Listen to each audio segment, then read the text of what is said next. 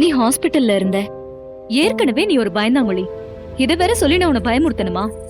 புரிஞ்சுக்கோமா. புரியாதுடி, எனக்கு இதெல்லாம் புரியாது.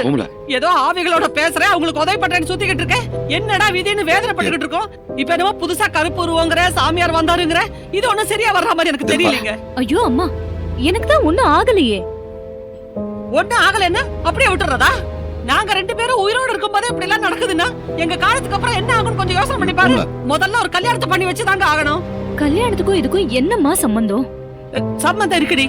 சம்பந்தம் இருக்கோ இல்லையோ, நான் சொல்றத கொஞ்சம் காது கொடுத்து கேக்குறியா? சொல்லு. அம்மா, இத்தனை நாளும் அவங்க கிட்ட பேசுறதும் பழகிறதும் கடவுள் கொடுத்த வரும்னு நினைச்சுக்கிட்டு இருந்தேன். ஆனா என்னோட அபூர்வ சக்திக்கும் என் பிறப்புக்கும் ஏதோ சம்பந்தம் இருக்குன்னு தெரியும் போது அது தெரிஞ்சுக்கிறது தானே சரியா இருக்கும். என்னோட பிறப்பின் நோக்கம் தெரியாம என்ன பத்தின, என் எதிர்காலத்தை பத்தின எந்த ஒரு விஷயத்திலையும் இறங்கறதுக்கு நான் தயாரா இல்லம்மா.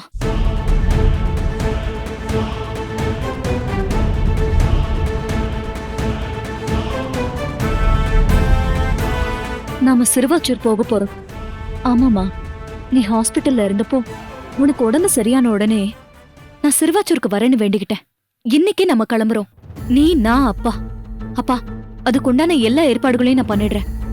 கோயில் 2 நாள் தான் திறந்து இருக்கும், திங்கள் வெள்ளி. நம்ம போயிட்டு வந்துடலாம்ப்பா. திடீர்னு எப்படிமா? அப்பா, திடீர்னு வர திருப்பங்கள் தான்ப்பா நம்ம வாழ்க்கையே. சரி வைரவி, ரெடியா இருங்க. நான் சொல்றத கேளு. வைரவி, இரு. வைரவி, இல்ல கூப்பிடாதீங்க. அவ சொன்னதுல ஏதோ உண்மை இருக்கு.